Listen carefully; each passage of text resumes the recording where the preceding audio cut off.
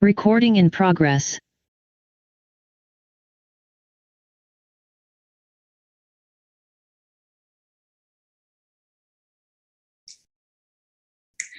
Live streaming from Columbia Business School in New York City. My name is Song Tianyu. Welcome to the 6th session of the Columbia China Business Conference. The rise of new generation of consumers and innovation has brought about new business models and brand strategies in China's consumer market. What are the key trends of growth and disruption that every brand should watch out for? Joining us today are Ms. Xiaolu, Ms. Judy Liu, and Ms. Joann Cheng. Ms. Xiaolu is the founder of NEIWAI, a brand that aspires to create lingerie and loungewear that free wearers' bodies and minds. Ms. Judy Liu is the president of Farfetch China and a global executive board member. Ms. Joann Cheng is the chairwoman of Fosun Fashion Group and vice president and global partner of Fosun Group. Joann is also the chairwoman and deputy CEO of the French luxury brand Lanvin. Please join me in welcoming Ms. Xiaolu, Ms. Judy Liu, and Ms. Joann Cheng. My classmate Vivi Ouyang will be the moderator of this session. Vivi, please. 大家好，首先非常欢迎。Hi, everyone. First of all, thank you all, very important leaders in consumption, to join this discussion. So the first question is going to be about the macroeconomy. You know, consumption has been a really heated topic, including like upgrade and downgrade of consumption. So the first question, based on your professional experience, what is your observation? So my first question is for Xiaolu. In 2012, you established the NEIWAI starting from lingerie, and now it covers different categories. So you are a leading player among the Chinese consumption brands. And in the past 9 years, what is the single biggest changes for China consumption market?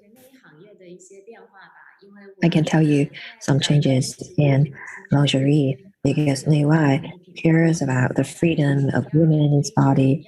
So in 2012, when we launched this concept, we find that in China market, we had a very small group of targeted audience.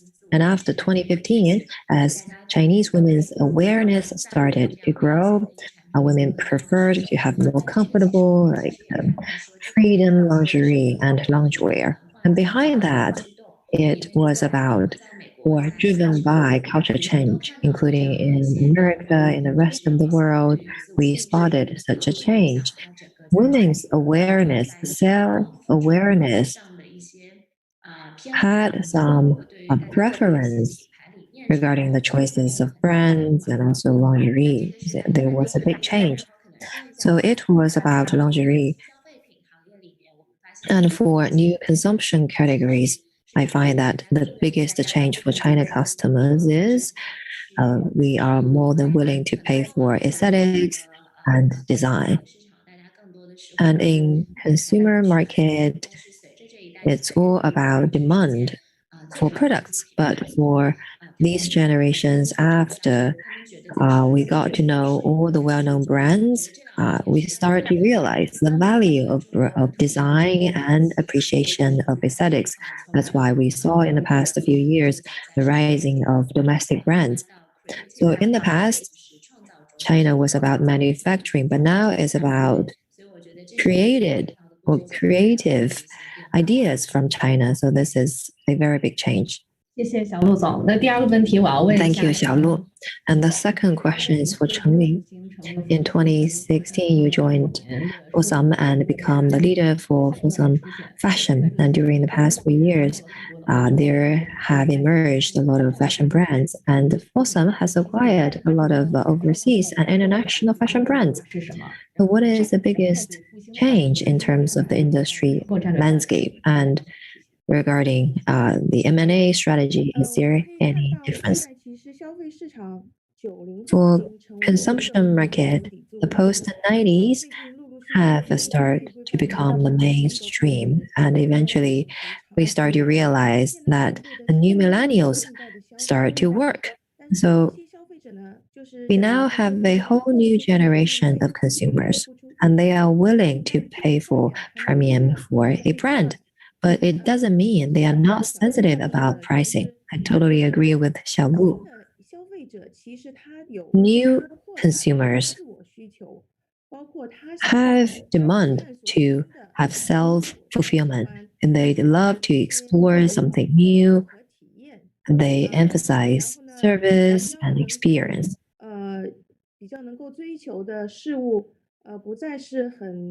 And they prefer not to have big logos. They prefer to have something that is real, different. And this difference is delivered via design, service, and brand culture. It's about brand cultural statement.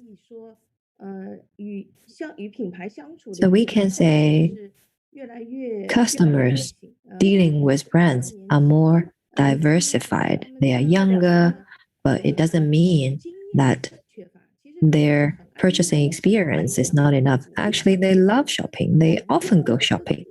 So in different scenarios, different channels, different places, we need to catch their demands for commodities. And for some fashion, the brands we have acquired are now in deep operation stage. The operation of these brands, well, we have domestic brands and international brands. So we need to keep the authentic DNA of these brands because they have their own legacy, they have their own stories from the founders, generation after generation. They have very distinctive personalities. But in this new era, we need to be closer to the new generation, to the market, to listen to the market, to catch their demands. So this is a very big topic for us. When it comes to the in-depth operation, it is omni-channel. We have a lot of digitized social media tools, and we have the new generation, the upgrade of our products to interact more with our customers. So our brand, our products culture can better match the consumer's culture. So on this path, we've done a lot of change. But this world is changing all the time. So our methodology is to change with the world and be faster. 谢谢 Joann. Okay, thank you, Joann. And next question is for Judy. In 2013, you started Curiosity China, and in 2018, you joined Farfetch because the company was acquired by Farfetch. And for marketing and channel, what is the biggest change in the past 8 years and what's impact on the industry chain? Thank you. For e-commerce or online shopping, the first thing I like to say is consumers are getting younger. From the data of Farfetch, you can see that our customers are at least 5 to 7 years younger than the rest of the world. And 25 to 35 years old is the mainstream, and 20 to 25 years old, the proportion is very big. And the young population's growth rate is very obvious, so getting younger. And the second, as we mentioned by Xiaolu, pursuit of quality and aesthetics. We often say this is a era for both face and heart. For face, it means it's about the appearance economy. For heart, it means the young customers love big brand, but also they emphasize personalities and some very niche market brands. They emphasize the quality and aesthetics. 谢谢朱迪总。 Thank you, Judy. There are a lot of keywords mentioned by you, like the appearance, design, brand, etc. So the next question is for Xiaolu. I am a very loyal customer of NEIWAI, and I know NEIWAI started your business by design, and you are one of the early players that emphasized this concept. And you talk about product, brand, and channel, the golden triangle.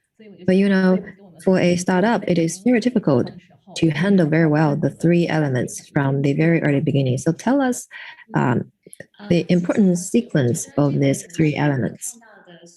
Thank you for your question.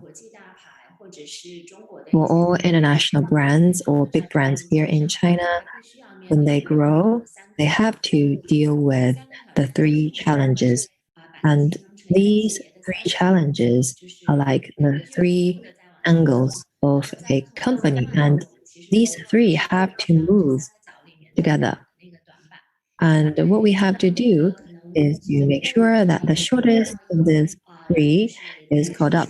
So from 0 to 1, the starting phase, at that time, we focused on products. We spent a lot of energy establishing the R&D, design, and the technical part of our products. It took a lot of time.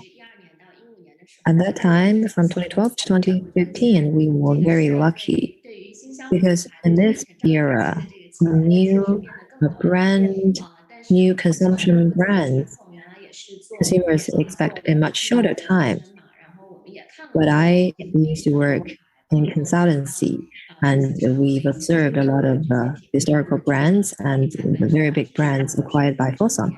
We believe brands do need time, do need patience. So we spent some time to do our products. And in 2018, we started to focus on branding. And you may remember that we invited Joann to be the brand ambassador. And then we invited the Taiwan and the Chairwoman who could really represent the brand spirit. So besides the women celebrities, we really wanted to lead China market, a new generation, the women's emotional sensation, emotional demand, because lingerie is very close to our heart. So we have this advertisement campaign slogan. And in the past 3 years, it was a very important job. A very big challenge for us is from 2017, we moved from online to offline. We used to be purely online, but in the past 4 years, we established our own retail system. Now, in 30 cities all over China, we have over 100 outlets. It took so much time and effort because retail is all about detail. And today we see a lot of good brands, offline brands. They have long legacy, and we have a lot to do, a long way to go in terms of building the details. And in order to build a brand, you need to have long vision. So currently, it's about lay a very solid foundation for future. So for these three building blocks, if you do well in all of the three, the brand will be healthier and have a long perspective. I know for your daily operation, well, I watched an interview of yours. You talked about the relationship of these three, making sure these three move on concurrently. So far, what is your weakest point among these three building blocks for NEIWAI? I think in China's commercial environment, there is some very different aspect, because in the past few years, we saw that when we moved from tier 1 to tier 2 and even tier 3 and even lower tier cities, we found that some consumers aesthetics and lifestyle demand, and there is a very diversified difference. And we are mid and upper level positioned, so we have this balance between scale and brand positioning.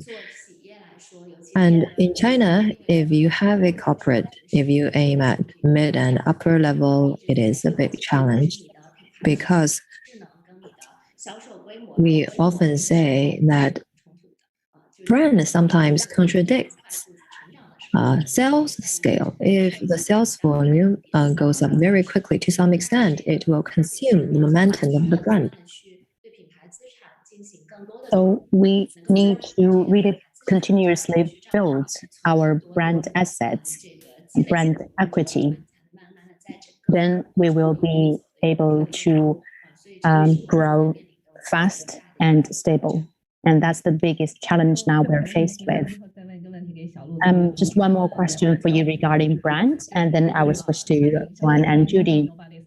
You mentioned that the marketing campaign, Nobody is Nobody, has been very successful communicating the spirit of the brand. So when you do brand building, what is the secret to success?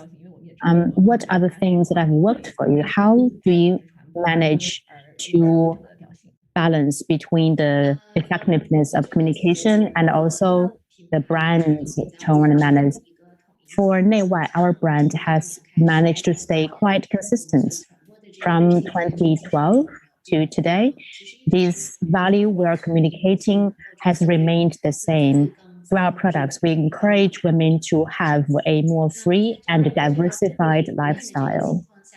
That's staying consistent. And at the meantime, we communicate the same message from different angles.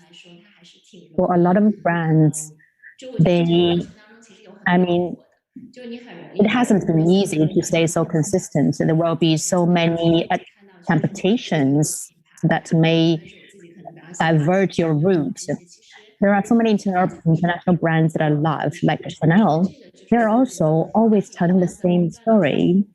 So when you manage to repeatedly telling the same story, same value, and then will be able to create this brand association and with the brand. And our team and me really believe in the importance of consistency. Consumers are not just buying a piece of product, a piece of clothing. They would like to express themselves, to express their identity through these products. Thank you very much. Next question, I would like to ask Joann. Xiaolu mentioned that there will be a lot of competitions when you build your brand. And you mentioned as well that the DNA of a brand is very important. I believe when you try to really seize the market, you must have met a lot of competitions as well. And what have you done when that happened? How do you manage to do both? 对，那我觉得其实，诱惑的 The temptations or the biggest challenge is, am I looking for immediate commercial interest and sacrificing the brand image and equity? For example, ridiculous discount or the lowering pricing of our product. Our group owns a lot of premium luxury brands. So pricing strategy and also product portfolio are crucial for us.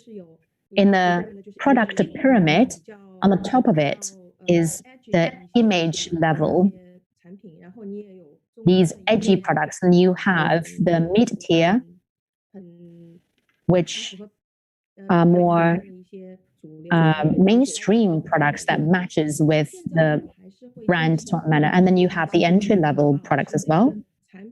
So we need to make sure that the pyramid can well reflect the brand heritage. But of course, as we launch innovations, we're able to communicate with the new consumers. One example, in the latest Lanvin products, we launched the trainers, which is for skateboarding shoes, which is very popular now. So that's a good connection between fashion and sports. Once these shoes were launched, we will appeal to more consumers. And that brings us closer to the brand DNA, because the founder of Lanvin, this lady, and she loves life, and she loves sports, and very elegant as well. So what we need to do is to bring the brand heritage into our products. Another example is waffle. We know that waffle is the most premium, and the hero product is the stockings.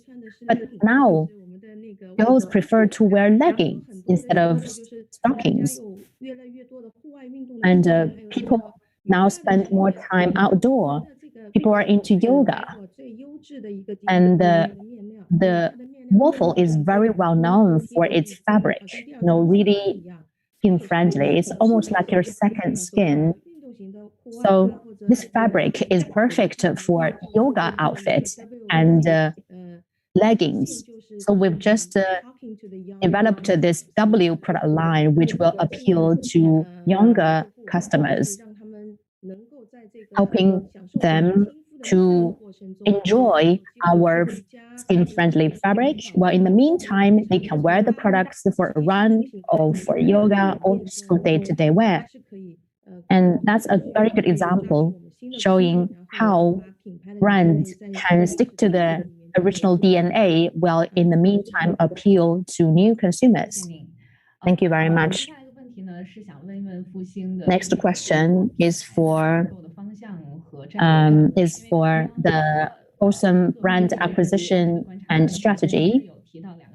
From your observations, you mentioned 2 points. First one is that Chinese consumers are becoming younger and they are more receptive to local Chinese brands.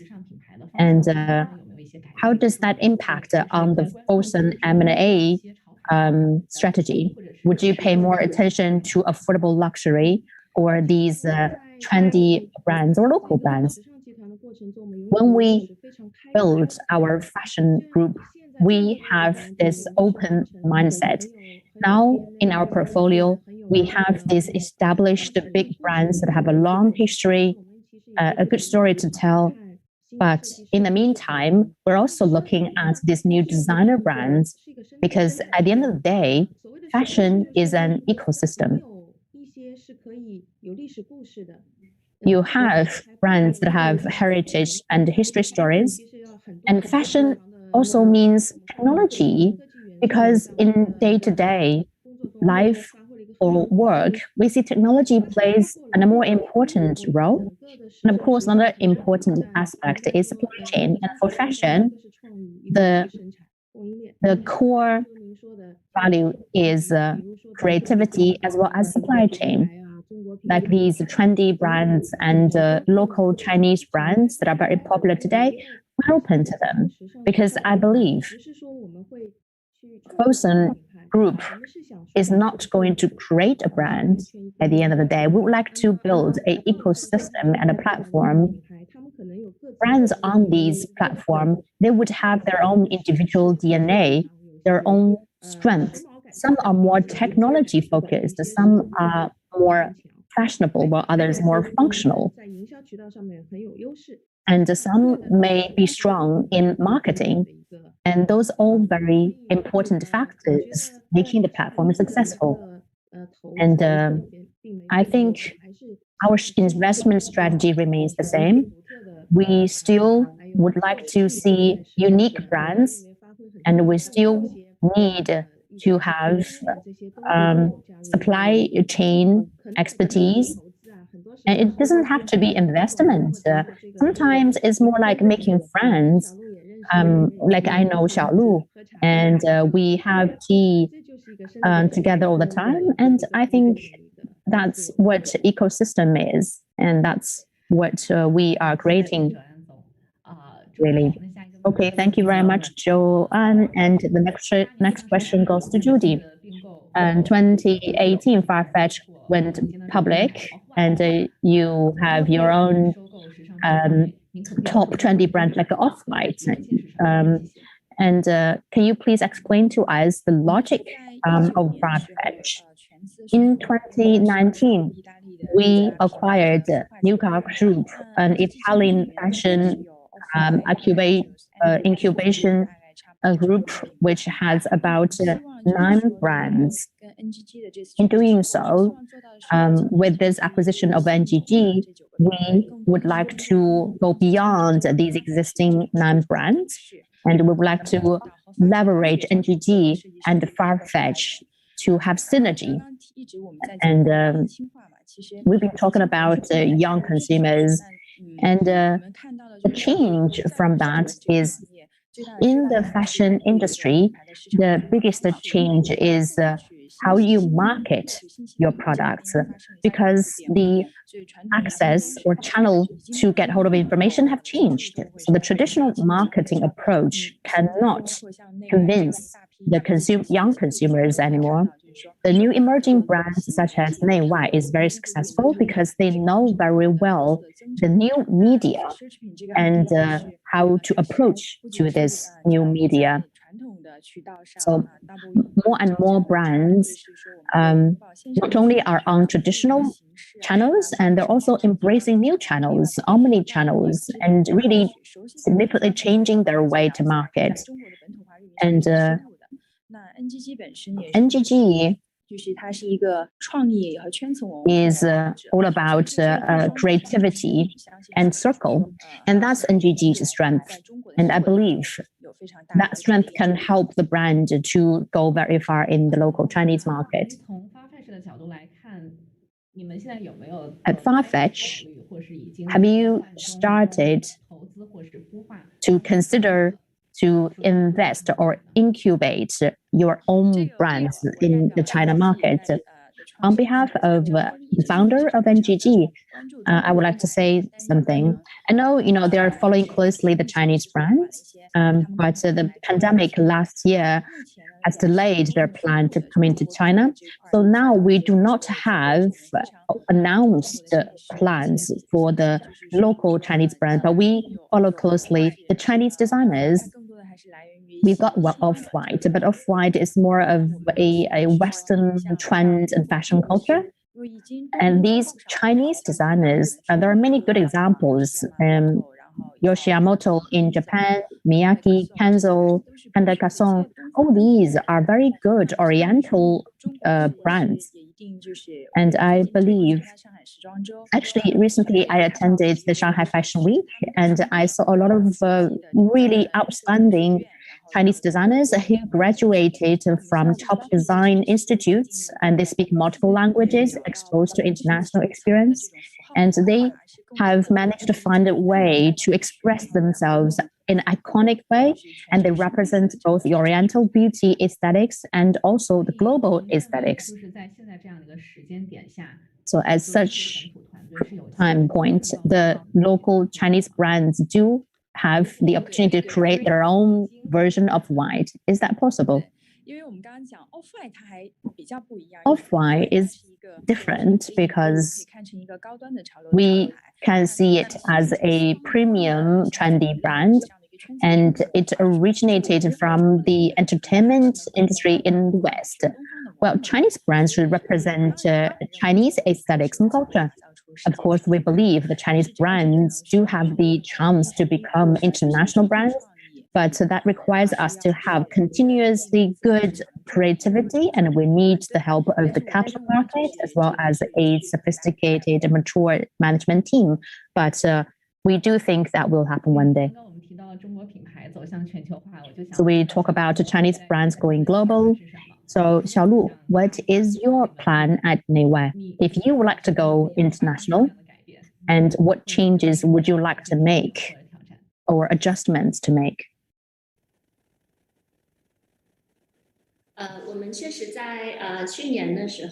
Last year, in the US, we set up our own team.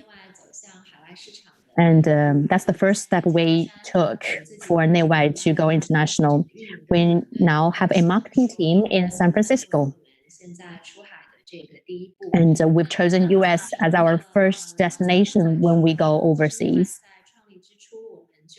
When we first founded NEIWAI, we already had the ambition back then.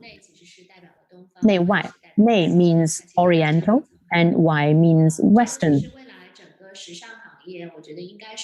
Going forward, I think fashion industry should be boundless industry. Overseas brands coming to China or Chinese brands going international. Judy actually mentioned there are a lot of famous Japanese designer brands that are very well received in the Western market. And I believe the same will happen to the Chinese brands. As a lingerie underwear brand to go into the American market, of course, there is challenges. For example, when we say diversified body, this whole idea, it may not be so pioneering in the US because basically every brands are talking about body diversification. And so in the US, we are going to tell a more oriental story. And we say peaceful, peace and meditation, peace of mind. This is the sort of message we will communicate in US, and I believe this will work well, especially after the pandemic. So in different markets, we need to really dig into the local market and to find the most suitable communication approach in that market. And we are very proud in the US because we're an Oriental brand and we know everything about the East. And Oriental brands have their own differentiation, point of differences. And that's something we're exploring now in the US.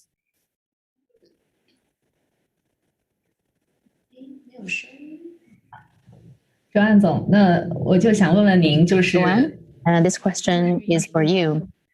很多品牌的 Fosun Group manages many different global brands. You know the best Chinese brand, but you also help these brands in international markets. How do you help these brands to improve their sales in overseas markets? For overseas markets, we rely on our overseas teams because there is culture difference and we need to respect the local culture and to tap into the best local talents.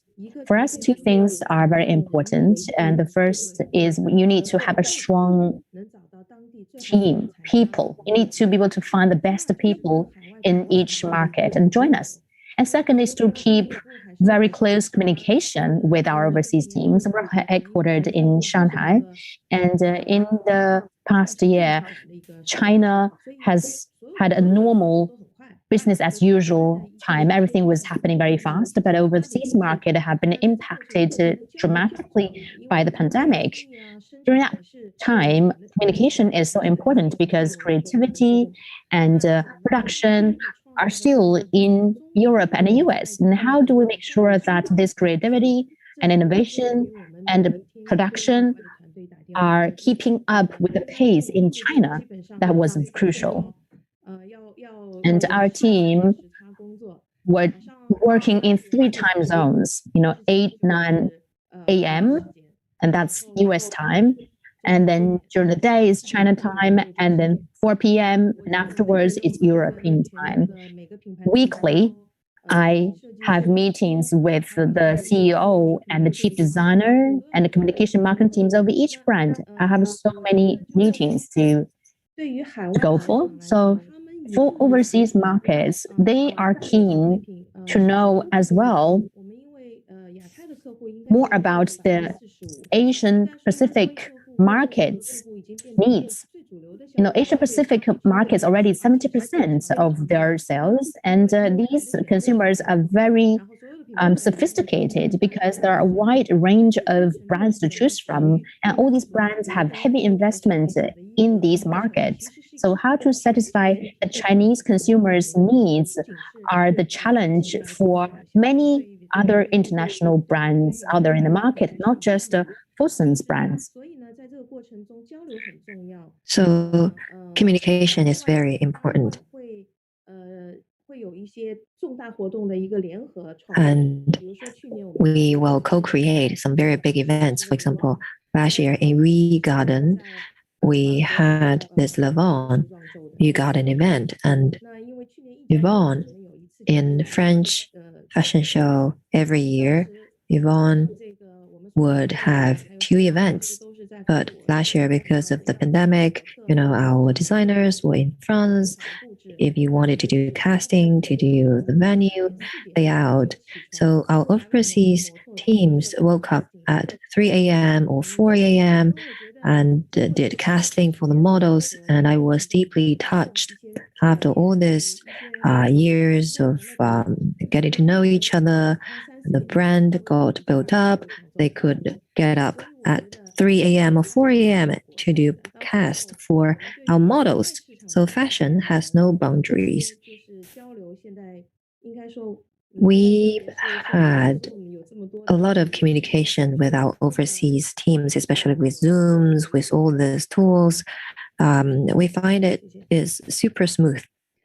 我们刚刚提到了这个销售渠道等等哈，然后 Just now we talk about channels, brands, and internationalization of China brands. When it comes to China market, we know that international brands attach great importance to China market because China market was very stable even during the pandemic. And international brands know China market better and better. So for local brands, how can we have breakthrough or how can we leverage our local strength? This question is for Xiaolu. 对，我们其实也看到了很多行业里面就是 Exactly.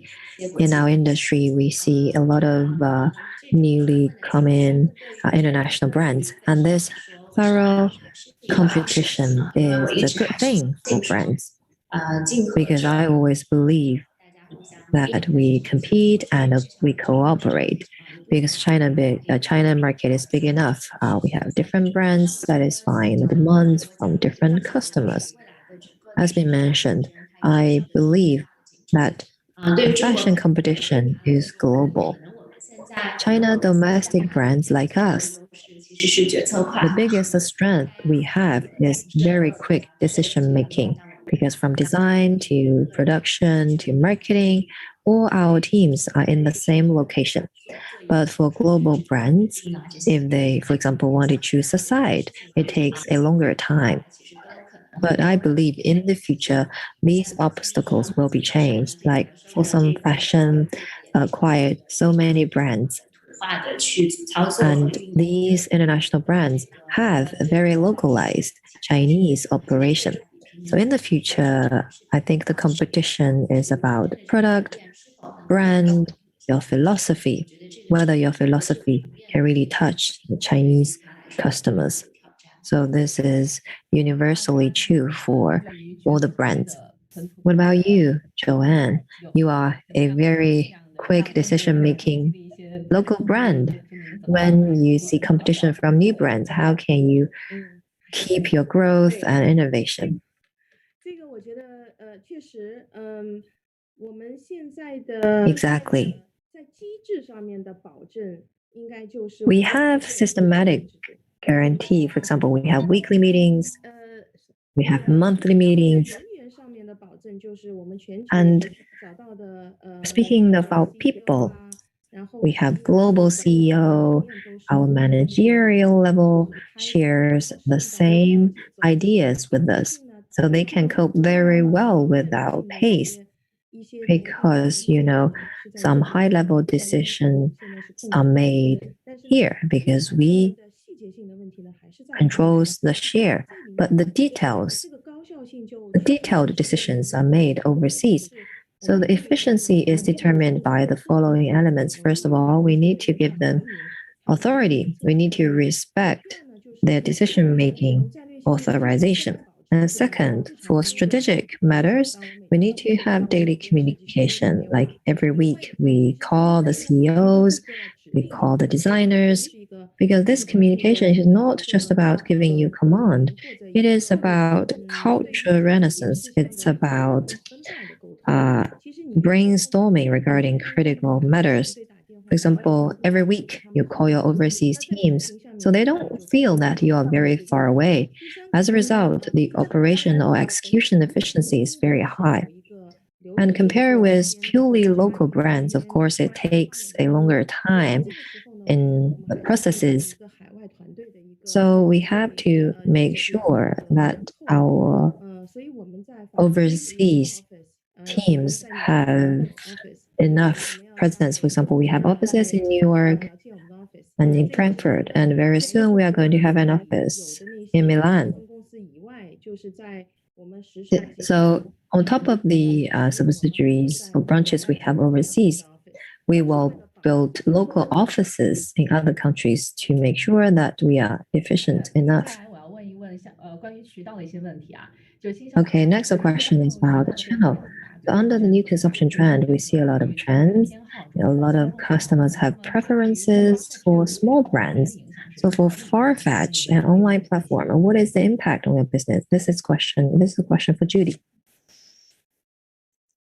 因为 Farfetch 本身我们有3500多个品牌，就是全球。We have 3,500 brands globally. 体量来讲，其实目前的 So for sales volume, 但是我们也看到是说 the lion's share still goes to big brands. 小众的一些设计师 But we have a lot of small designer brands and 中国的这个 recognized by Chinese customers. And the Chinese customers are now embracing small brands. 买手店 And 和全球的消费者。 we want to connect the selectors brands with China consumers, both online and offline, 设计师，然后在全世界 so that designers all over the world can grow. 是社区文化是非常一致的。 And it is very consistent with the current community culture 层级的品牌的运营。 or social circle culture. So we need to have a precision marketing for different brands, different methodologies, and different ways of carrying out activities.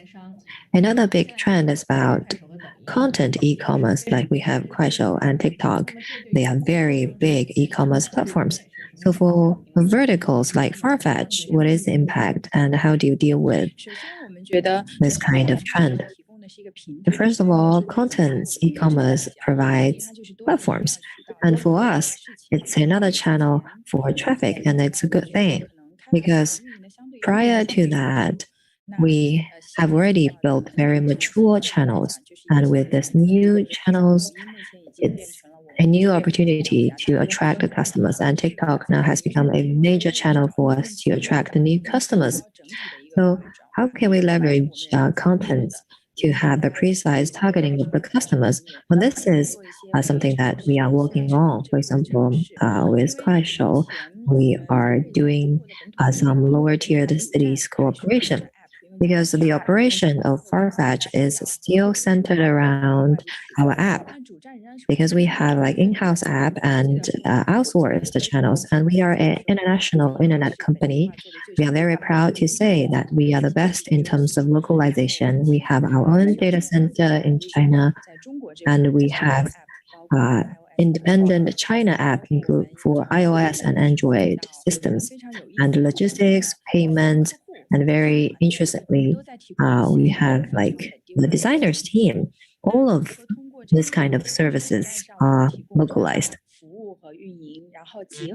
So we have services and operation in-house, plus external channels.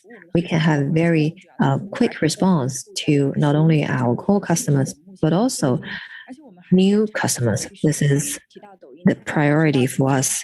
And speaking of TikTok, they are about contents. And this era is all about traffic. Traffic is very important. And everybody try to create content that is very eye-catching. So what we lack is quality contents. So how can we deliver quality and interesting contents related to our brand, our products, to improve the recognition and the influential level of the brands? It can reduce the costs of advertising.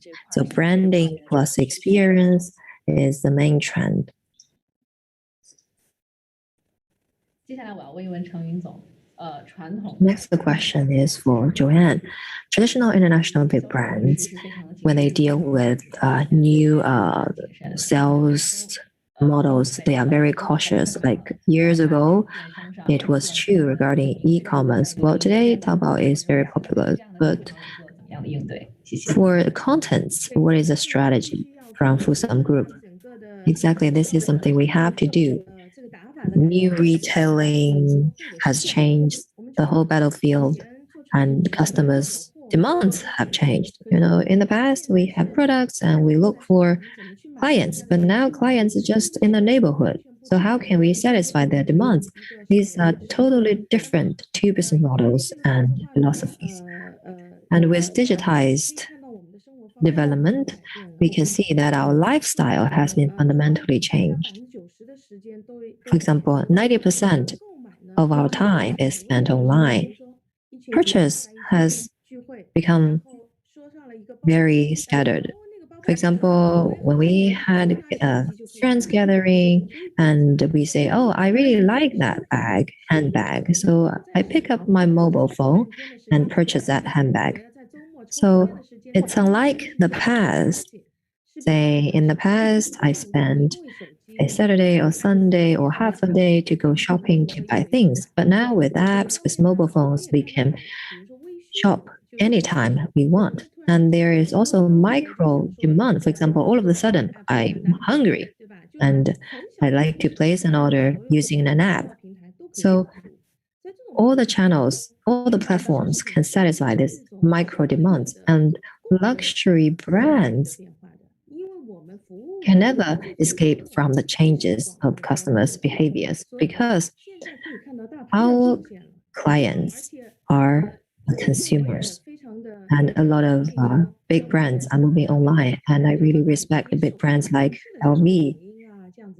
They have some trial experience with TikTok and other platforms. We have to use different touching points to reach out to the customers and satisfy their demands.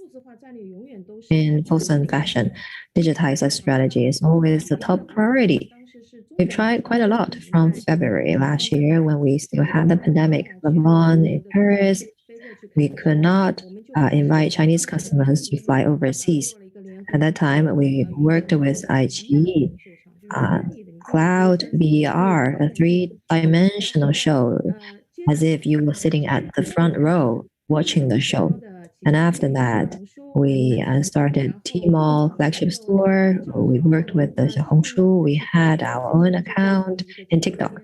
Last year, we created our own live streaming studio because every week we have many live streaming shows. It's about how to catch the demands of the customers. We use online transaction to deal with their demands. And also we tried a blind box. Not many luxury brands have used that, but it doesn't matter because your customers were born in the 1990s or in the new century, and they purchase like Pop Mart. So how can you attract them? First of all, product. Second, the delivery of the product matches their purchasing habit. So luxury brands moving online is definitely going to happen. Xiaolu, NEIWAI starts its business from online, so online so well. But with so many changes, is there any change to your methodology, or what is your methodology, and what's the proportion regarding the contribution to your business? Exactly, we started from online. Starting from last year, online versus offline. Well, each accounted for 50%. So we are no longer a pure online brand. We are a omni-channel brand. And for e-commerce, in the last 8 years, we went through several rounds of changes of social media. In 2012, when we first started, it was Weibo. And in 2015, 2016, it was about the public, like a WeChat account. KOLs delivering the messages. And in the past 2 to 3 years, we saw the booming of TikTok and Xiaolu and Bilibili, which are a favorite platform by the young people. We embrace all the new changes. This is our way. And in terms of the organizational structure, last year we established customer growth division. It is about looking for colleagues from social media, and they figure out how to use social media. And it's about to find very good quality content delivery. So on top of a sales volume, it is about concurrently deliver your brand values in the social platforms. And this is a very big challenge today. 刚刚您也提到了，内外现在是一个全渠道品 Just 牌。 now you mentioned that you are an omni-channel brand. 线上加线下其实是一个现在非常 Online 大的 plus offline. This is a mega trend. But in order to play it well, have the two channels work together, it is very difficult. Do you have some experience to share with us, or what is your very big challenge today? So first, it is about the layout of products. Online versus offline, the purchasing habits are different. Like when it is online, especially platforms like Tmall, people make decisions or search using criteria of sales volume. But when it comes to offline shops, it's about you walking into a store, and people's preferences are more diversified because nobody is going to tell you that this one is the best seller in the store. So for offline stores, they have a higher requirement regarding putting new products on the shelf. And for online shopping, it is more about the basic products. And when it comes to offline, we will have more value-added products like the silk or cashmere lingerie. And we have co-branded products offline to better showcase these products. So this is the difference of product layout between these two platforms. And there are a lot of tools for us to retain loyal customers, and we have corporate WeChat account. It is a very basic tool. Our offline customers and online customers can be retained in the community of our brand so that we can provide better service to our VIPs. Joann. 大部分是线下开始 International brands started the business from offline and then started to move online. As you mentioned, it is a must-have strategy. And for Fosun Fashion's perspective, what is your specific strategy regarding omni-channel? Let me put it this way. We dare to try new things, like the live streaming. We have our own live streaming.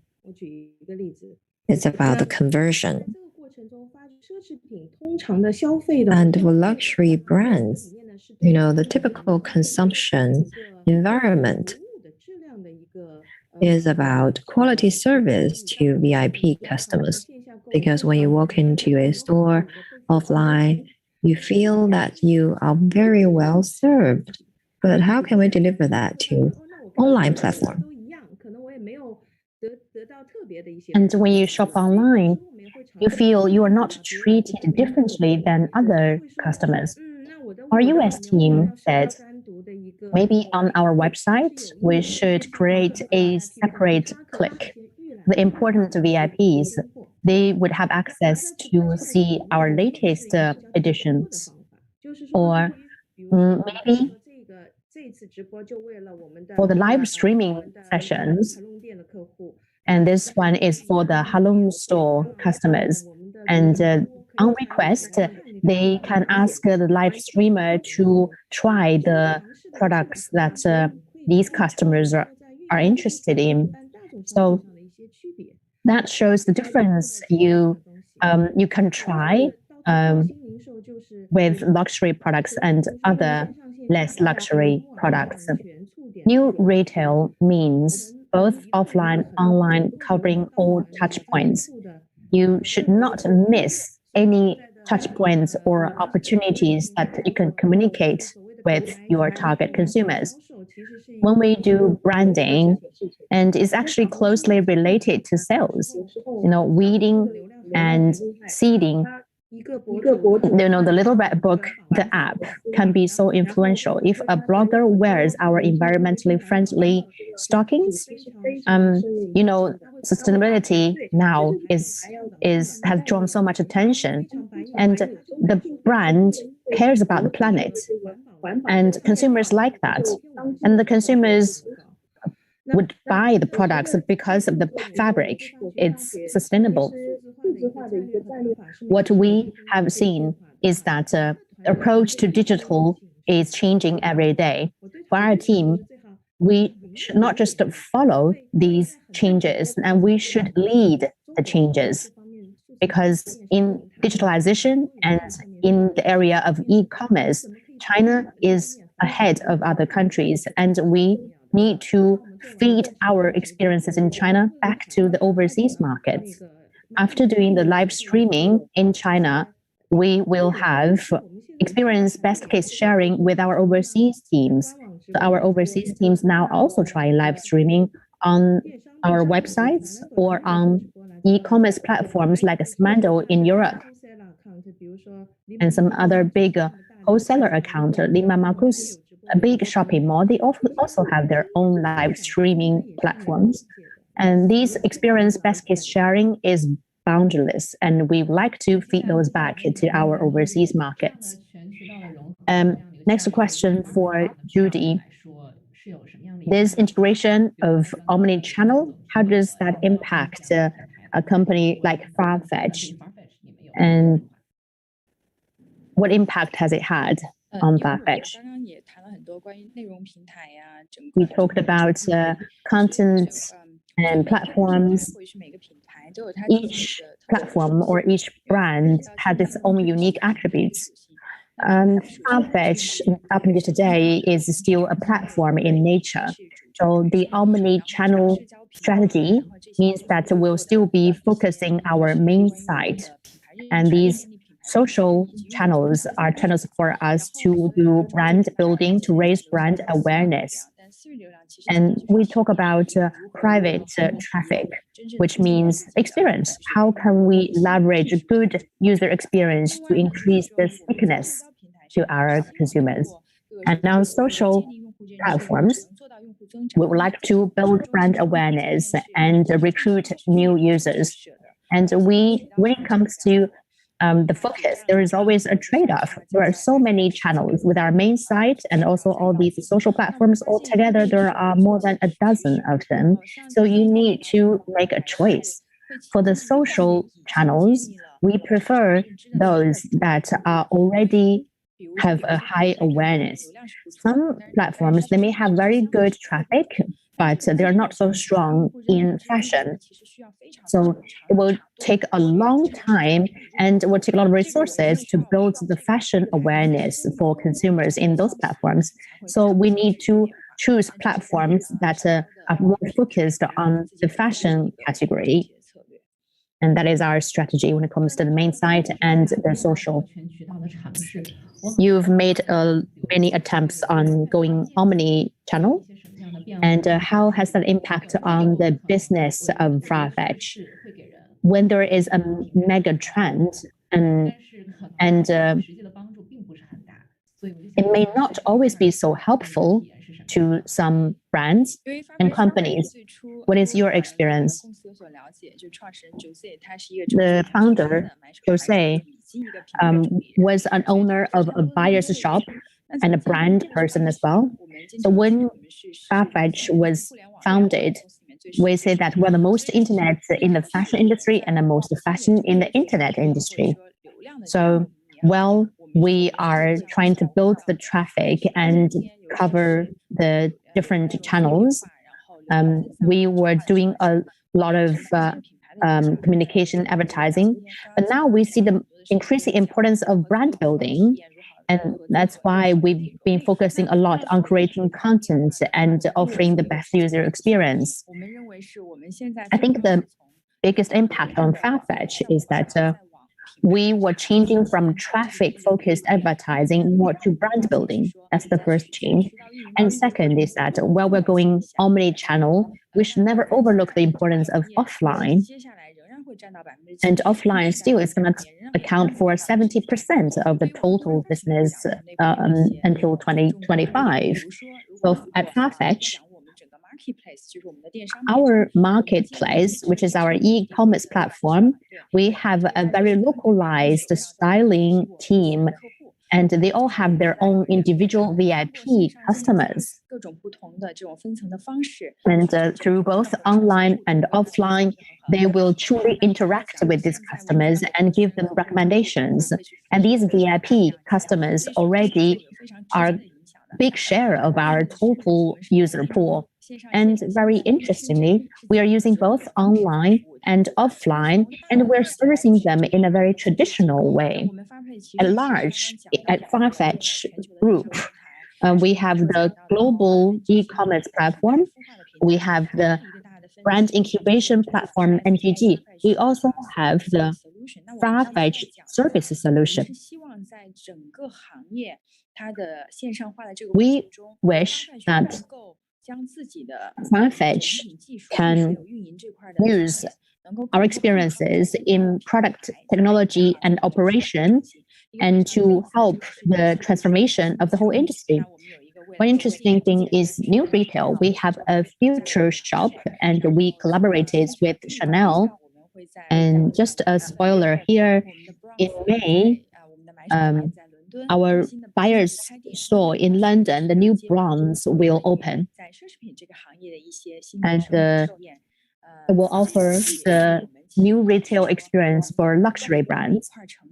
We would like to grow together with the brands, and we would like to explore the innovations so we can really truly integrate online and offline. Last question to the three of you.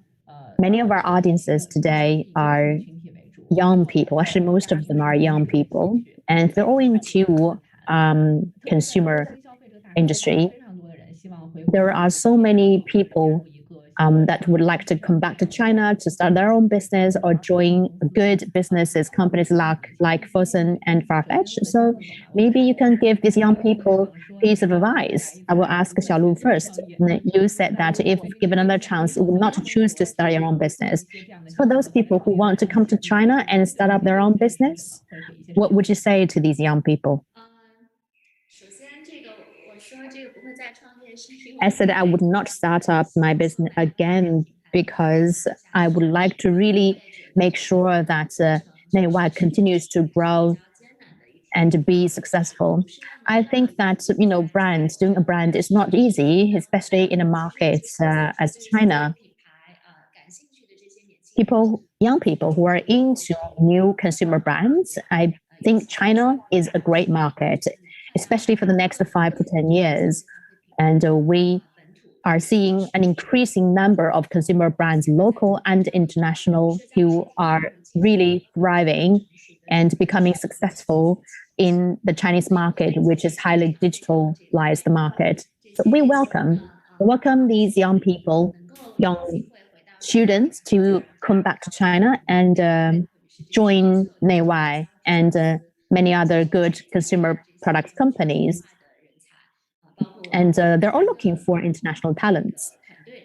And we have the US team, and we are really great to have them on board with us.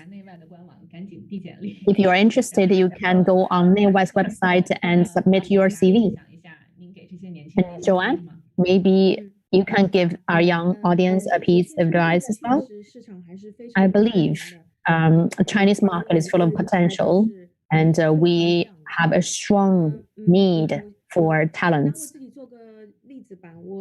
Myself is an example, actually. Other than the overseas meetings, all the time I spent for the China market, 2/3 of them, I'm interviewing people.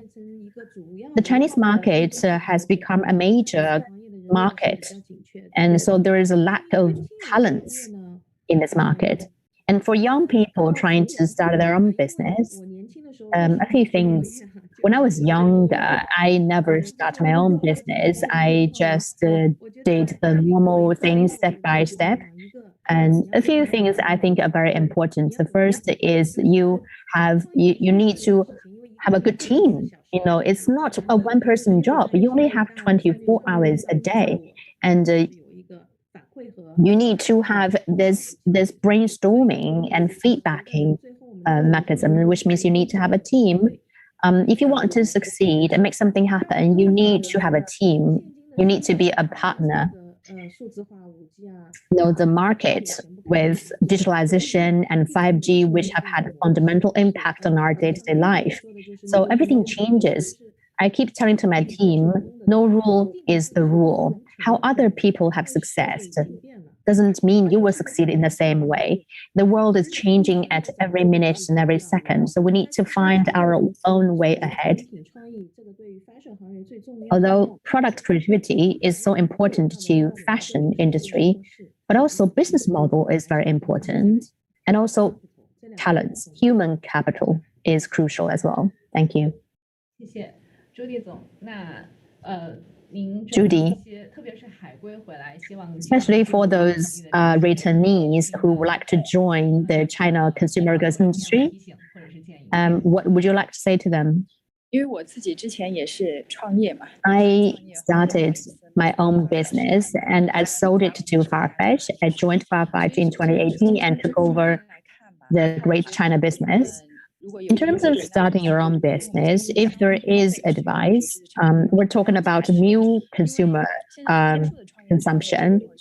And most of the people who start their own business are post 80s and 90s. And these people, they have certain persistence or requirements when it comes to the quality of the brands. Why there are so many evergreen brands in the market? Because they stick to the quality and the brand. And now we're going through this upgrade and consumer upgrade. And so this is a great opportunity, a great time. And, a lot of the successful or genius designers overseas, they would always first start it off from big brands, big companies, and to really grow. And then they would start their own business and brands. So when you work in a big company and have experience and seeing how big brands grow and succeed, that will help you to find the right track easier. So I think that people who want to start their own business, you want to join platforms like Farfetch or Fosun or NEIWAI to really accumulate your experiences and build your capabilities, and then go on your own route of starting your own business. Okay, that's all we have for this panel discussion. And then I will give the floor back to Tianyu. Thank you. Thank you, Ms. Liu Xiaolu, Ms. Judy Liu, Ms. Joann Cheng, and Vivi for your insightful discussion. And thank you, audience around the world, for your time. April 9th at 8:30 p.m. Eastern Time and April 10th, 8:30 a.m. Beijing time, we will live stream the final session titled Value Investing in China. Live from Columbia Business School in New York City. Good morning and good night.